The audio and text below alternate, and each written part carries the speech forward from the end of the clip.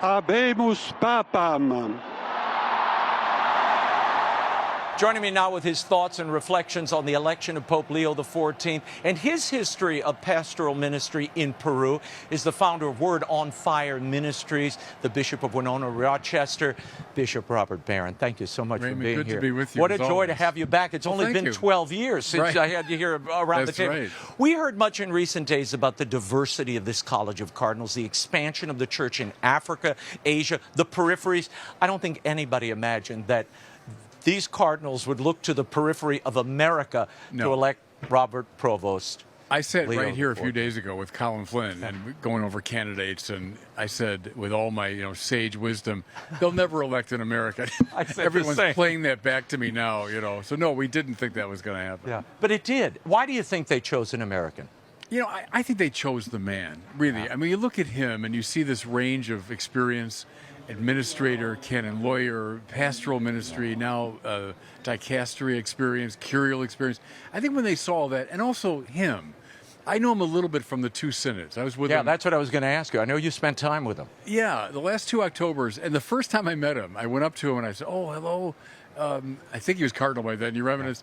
You just got a big job. Head of the dicastery. Little did I know a bigger job was coming. But, he's from Chicago. We grew up about 25 minutes from each other. He's only a few years older than I, so really from the same world in Chicago. So he's a good man. He's a soft-spoken, kind of self-contained, prayerful person. I think they saw all of that, and they elected him.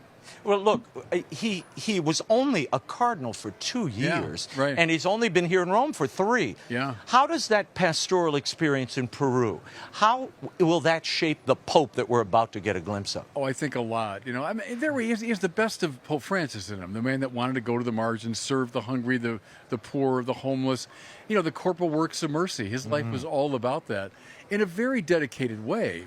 I think it's interesting the last 2 popes have been religious. We have a Jesuit, now an Augustinian, and it gives a worldwide perspective, but also that, basic commitment to the works of mercy, I think will certainly shape his papacy. I want to show the audience a glimpse of the Sistine Chapel Mass this morning, where he opened in English, probably the first time in history we've ever had a Pope pronounce a homily at its start in English. Watch.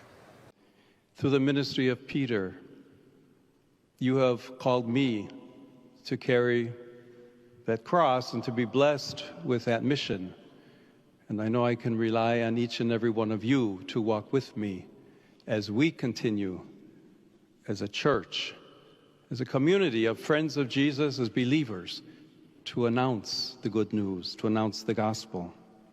What did you think when you heard him say that particularly, and the fact that it was being pronounced in American English? Which is Chicago English. Chicago, even better. No, but what I like is that we talk about political positions and this and that strategy and so on. The Pope's job is to declare the resurrection.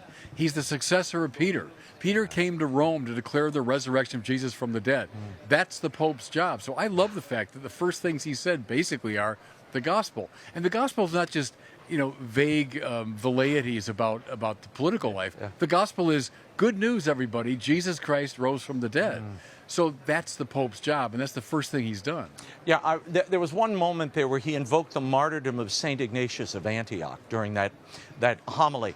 And Bishop, your thoughts on that aspect of the Petrine ministry, which we rarely talk about. I mean, this square that we sit in front of, this is where St. Peter himself was crucified upside down and then buried like a mile further. But this is where it all happened.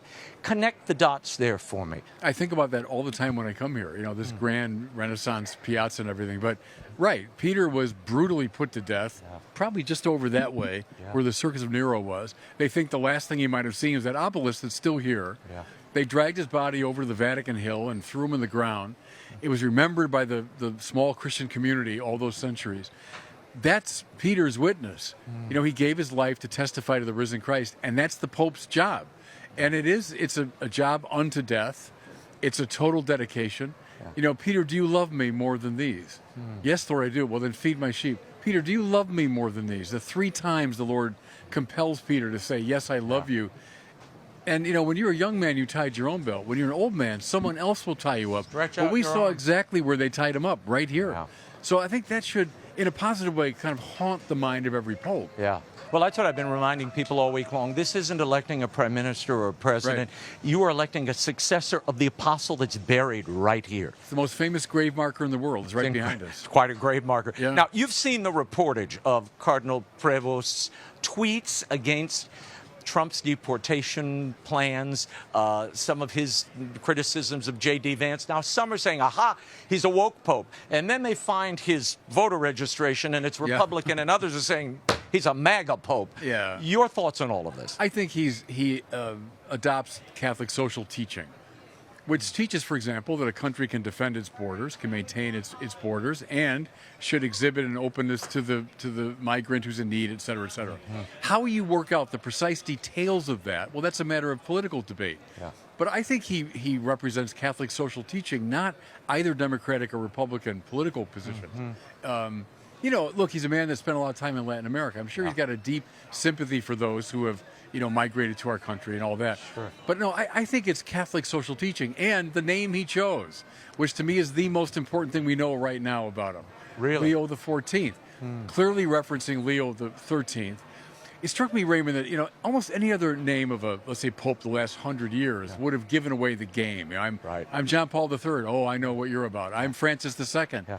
The fact that he didn't choose Francis II to me is very interesting. He goes back over 100 years to Leo the 13th, the great father of the modern Catholic social teaching tradition, which is neither conservative nor liberal. It's not Democratic or Republican. I think that's very hopeful. That's a bridge building move that he can make. What if you had to give the Pope 3 must-do items starting now? What would those 3 items be? What's the most urgent need in the church today, Bishop? Well, first, I would say you are the sign and symbol of the unity of the church. And so I go back to someone like Johann Adam Müller in the 19th century. Before you get to anything juridical and all that, the Pope's job is to symbolize in his own person the unity of the church. That's job 1. Job 2, I would say, evangelization. Now, I'm seeing it from a more Western standpoint. It's different in Africa, different in Asia a bit. But I would still say evangelization, the great call of Vatican II, Paul VI, John Paul II, Benedict, Francis, all of them.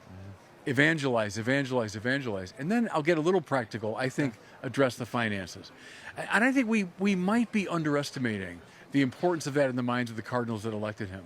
They might be looking to this American, experienced in administration, ran the entire Augustinian order, maybe to help them get the finances straightened out. That's what I'm hearing from some of the Really? African cardinals and European cardinals, that because they got that report. I mean, $400 million in debt. That's just the pensions. $2 billion overall. That's a big hole to dig out of.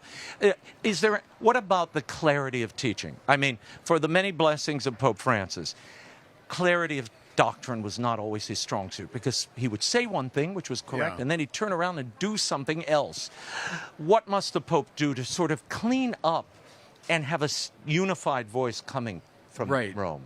I'm a John Henry Newman man. Newman felt that the Pope's job was to act as a kind of referee, that the life of the church goes on, serving the poor, and then the life of prayer, the life of the intellectuals, and so on. The Pope's job was occasionally to intervene to say, no, wait a minute, that's gone too far. Right. No, you can't do that. And like a good referee, then get back off the court or off the field and say, all right, play. Yeah. But to intervene clearly and decisively when he had to, I think that is a key papal responsibility. Yeah. If the referee isn't clear, that's why they wear black and white, by the way, because their job is to be very clear. It's black, or you're in or you're out. Right. It's fair or foul. If the Pope doesn't do that, we got some problem in the life of the church. What about the synodal way? Do you think it'll continue? Should it continue in the way it was started? Yeah, I was involved in it, the 2 synods. I saw a lot of virtues in it. The fact that it brought, the international church together. I like the fact that we were in conversation with each other. I like the fact, look, I'm a bishop of a diocese. If I don't listen to a wide variety of people, I'll make bad decisions. I'm having a synod in my diocese this coming summer. All of that, I think, was good. My problem with the synod was we almost seemed allergic at times to making a decision. So it was a lot of table conversation. What's your point of view? What's your point of view? And here's what I think. And if there was a move to correct or to let's move to judgment, that almost seemed out of bounds. I thought that was a problem. Yeah. So yes, to listen to a wide variety of voices, but we've got to be decisive, too, in what we teach. Do you feel it diffuses the bishop's authority when you suddenly invite all of us in and we all get a say and there's 2 bishops at the table and 10 laymen? We did worry about that. I mean, so part of Catholic ecclesiology is the bishop has this charism of teaching. Right. And, we think that's something distinctive. Yeah. So that did come to the minds of a lot of us at the synod. Now, there are about 300 bishops there, maybe 100 non-bishops. Yeah. But still, we wondered about the nature of that gathering. Mm-hmm. If you have the 300 with the clear charism of teaching and the 100 who don't, but we all have the same vote. Right.